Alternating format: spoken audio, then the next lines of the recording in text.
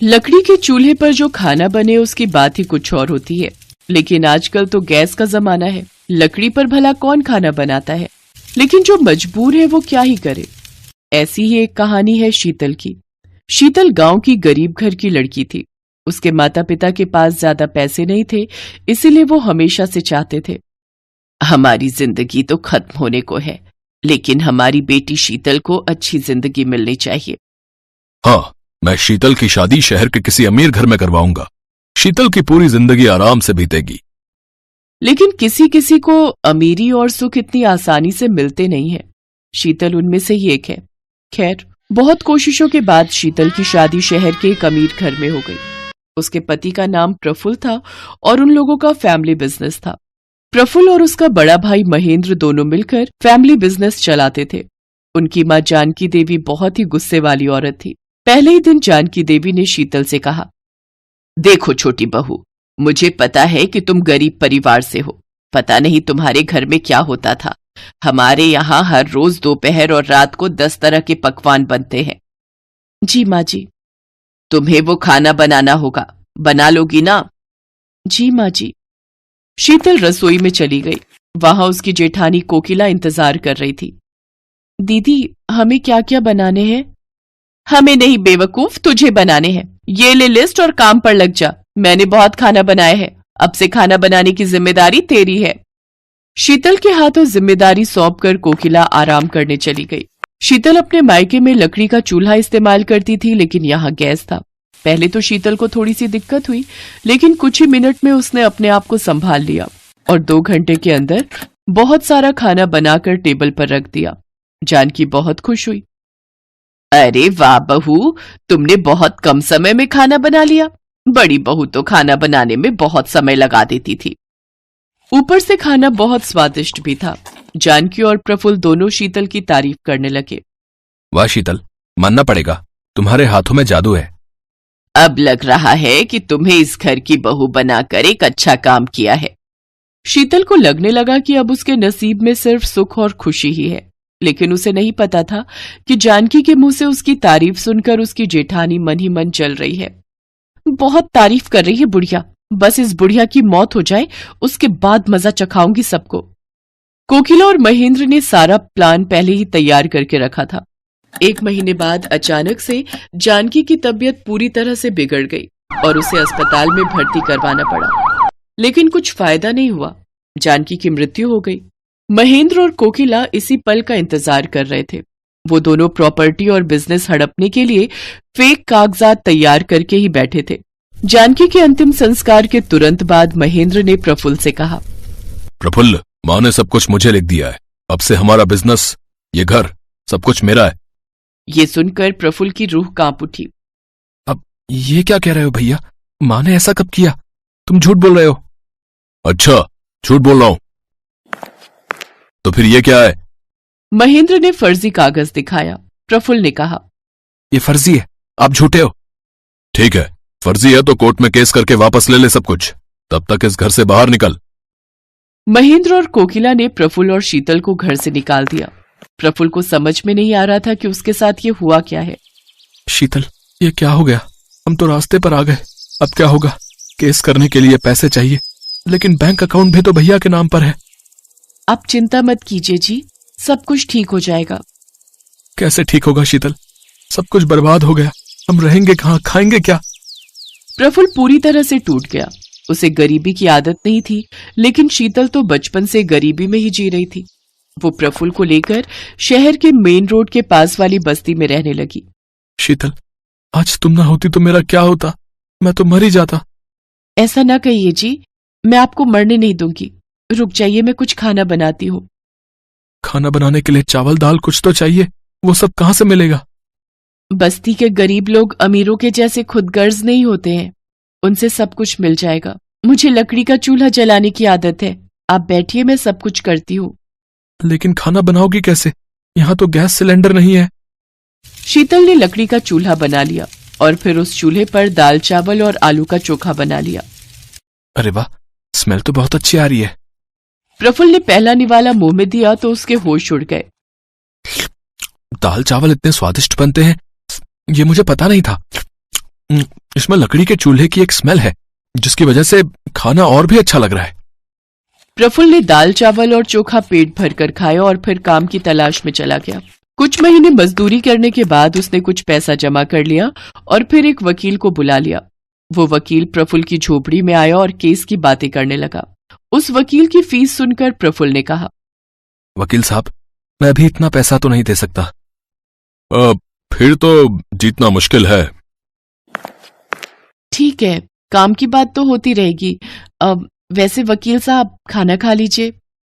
शीतल ने वकील साहब को लकड़ी के चूल्हे पर बनाया हुआ मुर्गा खिलाया। खाना खाकर वकील इतना खुश हुआ कि वो मुफ्त में केस लड़ने के लिए राजी हो गया। उसने कहा, भाई वाह, ऐसा खाना मिलता रहेगा तो मैं मुफ्त के केस लड़ लूंगा। और भाभी, आप यहाँ क्या कर रही हो? आपको तो कोर्ट के बाहर होटल खोल लेना चाहिए, वहां इतना अच्छा खाना नहीं मिलता है। आप चलिए, मैं सारा बंदोबस्त कर दूंगा। वकील ने कोर्ट के बाहर होटल खोलने की परमिशन दिलवा दी। वहां लकड़ी का चूल्हा बनाकर शीतल खाना बनाने लगी।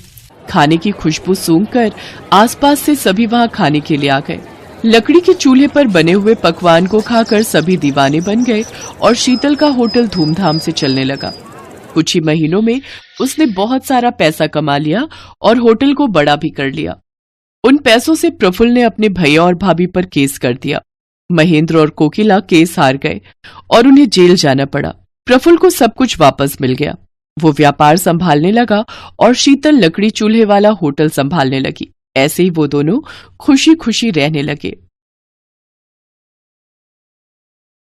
सोनपुर गांव में केशव नाम का एक गरीब मजदूर रहता था। मजदूरी का काम मिल जाए तो परिवार का पेट भर जाए, नहीं तो परिवार रूखी सूखी खाकर ही सो जाता था। एक दिन, सुनो जी, तुम एक काम क्यों नहीं करते? इस गांव में तो कोई काम मिलने से रहा। तुम वो पहाड़ी के पार वाले गांव में भी तो जाकर कोई काम ढूंढ सकते हो, शायद कोई काम मिल जाए। पर कमला, उस पहाड़ी का रास्ता बहुत खराब है, ज्यादातर सुनसान ही रहती है पहाड़ी। पर कुछ तो करना पड़ेगा जी, बच्चों को कब तक रूखा सूखा खिलाते रहेंगे? कोशिश तो करनी ही पड़ेगी ना जी। ठीक है कमला, मैं कल सुबह ही दूसरे गांव के लिए निकल जाऊंगा, ठीक है, ताकि समय से वापस आ सकूं। कमला अगले दिन केशव को कुछ भुने चने और गुड़ बांध कर देती है।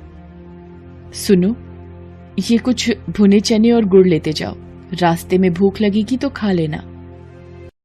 केशव मजदूरी करने के लिए दूसरे गांव निकल पड़ता है। वो उस पहाड़ी के रास्ते चलता जाता है।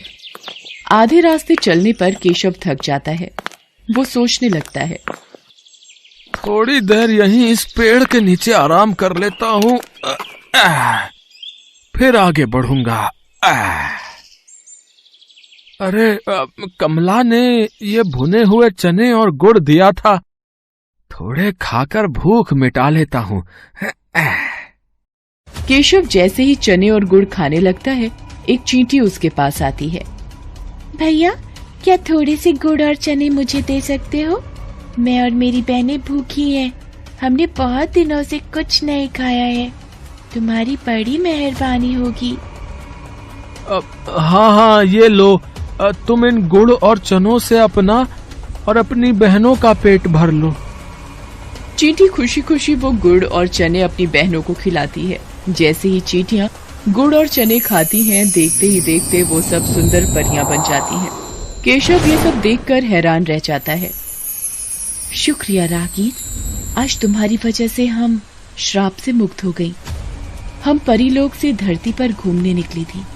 इस पेड़ के नीचे एक महात्मा भोजन कर रहे थे। हमने भूल से उनके भोजन में कंकड़ फेंक दिए, जिससे उन्होंने हमें चींटी बना दिया और श्राप दिया कि जब तक कोई राहगीर हमें भोजन नहीं देगा, हम अपने असली रूप में नहीं आ पाएंगी। पर तुम इस पहाड़ी पर कैसे? यहाँ तो कोई नहीं आता जाता। केशव परियों को सारी आपबीती सुनाता है, जिसे सुनकर परियां भी बहुत दुखी होती हैं।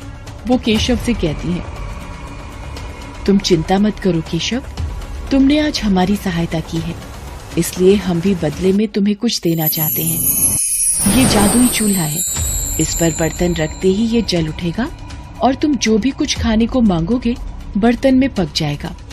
मैं तुम्हें एक मंत्र बताती हूँ, जैसे ही तुम एक थी दुल्हन एक था दूल्हा, बंद हो जा जादुई चूल्हा बोलोगे, चूल्हा खाना पकाना रोक देगा। केशव को जादुई चूल्हा देकर परियां अपने लोक में वापस चली जाती हैं। केशव वो चूल्हा लेकर खुशी खुशी घर वापस आ जाता है। अरे तुम तो बहुत जल्दी वापस आ गए, और ये चूल्हा कैसा?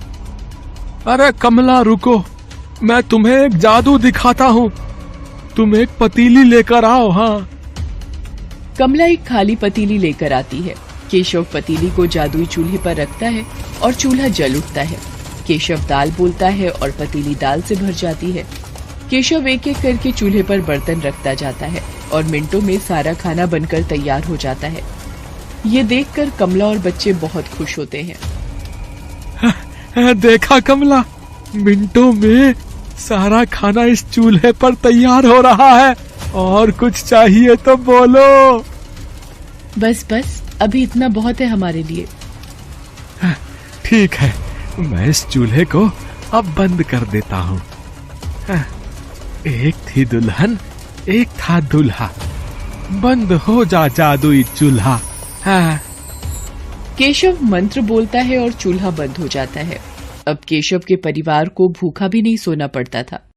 एक दिन, सुनो जी, मैं सोच रही हूँ क्यों ना हम एक चाय का ढाबा खोल लें। इस चूल्हे पर चाय और पराठे बनाकर बेचा करेंगे। इससे थोड़ी कमाई भी होनी शुरू हो जाएगी और तुम्हारी काम की तलाश भी बंद हो जाएगी। कह तो तुम ठीक रही हो कमला, बिल्कुल ठीक है। अब मैं एक दुकान किराए पर ले लेता हूँ। जो पैसे आएंगे उससे किराया भी भर देंगे और घर खर्च भी निकल आएगा। केशव घर के नजदीक ही एक छोटी सी दुकान किराए पर ले लेता है और जादुई चूल्हा रखकर चाय बनानी शुरू कर देता है। धीरे धीरे केशव का चाय नाश्ते का ढाबा चल पड़ता है। आने जाने वाले लोग केशव के ढाबे पर रुककर चाय पराठे खाया करते थे। जिन गरीबों के पास पैसे नहीं होते थे, केशव उन्हें मुफ्त में ही खाना बांट दिया करता था। उसे अपनी गरीबी के दिन याद थे। धीरे धीरे केशव की गरीबी की हालत में सुधार होने लगता है।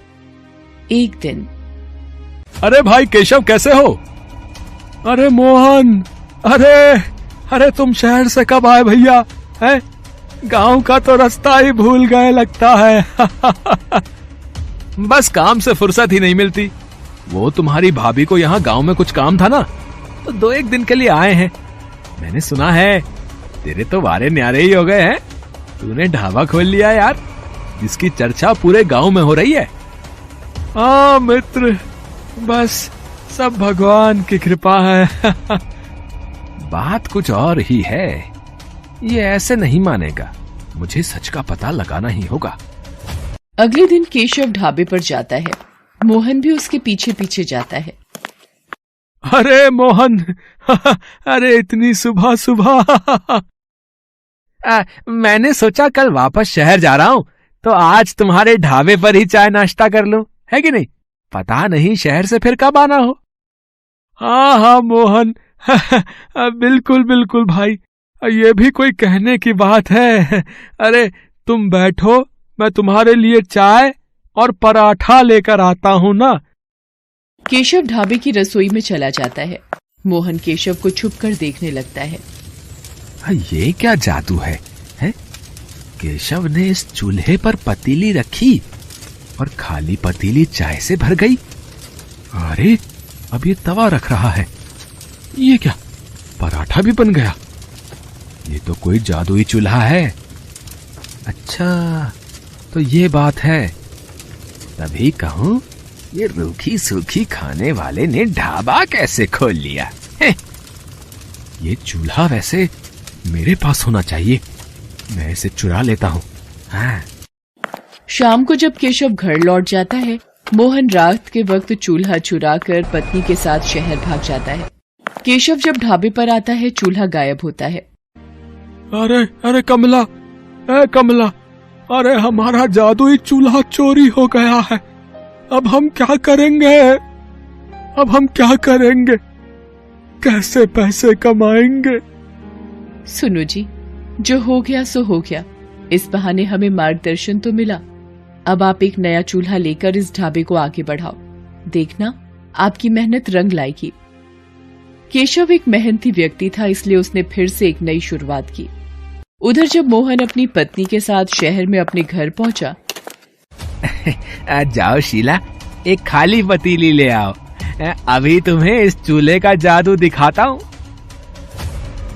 जादुई चूल्हे, मुझे पुलाव चाहिए, पुलाव। चूल्हे पर बर्तन रखकर मोहन ने जैसे ही पुलाव बोला, चूल्हा जलने लगा और पुलाव बनता चला गया। मोहन चूल्हे को फूंक मार मार कर बंद करता रहा, पर वो बंद ही नहीं हो रहा था। अरे ये चावल बनने तो बंद ही नहीं हो रहे। अरे ऐसे तो पूरा कमरा भर जाएगा, हम दोनों चावल के ढेर में दबकर मर जाएंगे। शीला क्या करूं, कुछ समझ नहीं आ रहा है। अब तो एक ही रास्ता है, इस चूल्हे को तोड़ दो। हाँ, ये ठीक रहेगा, मैं इस घटिया चूल्हे को तोड़ देता हूँ। मोहन गुस्से में चूल्हे को पटक कर तोड़ देता है। चूल्हे के 2 टुकड़े हो जाते हैं और जादू खत्म हो जाता है। चूल्हे की जगह मिट्टी का ढेर पड़ा रह जाता है।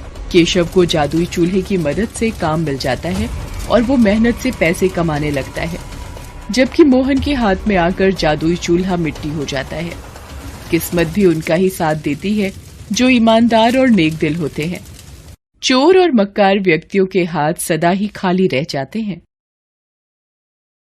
हेलो दोस्तों, कैसे हैं आप सब? हमारी कहानियाँ देखने के लिए हमारे चैनल को सब्सक्राइब कीजिए और हाँ, बेल आइकॉन पर क्लिक करना मत भूलिएगा।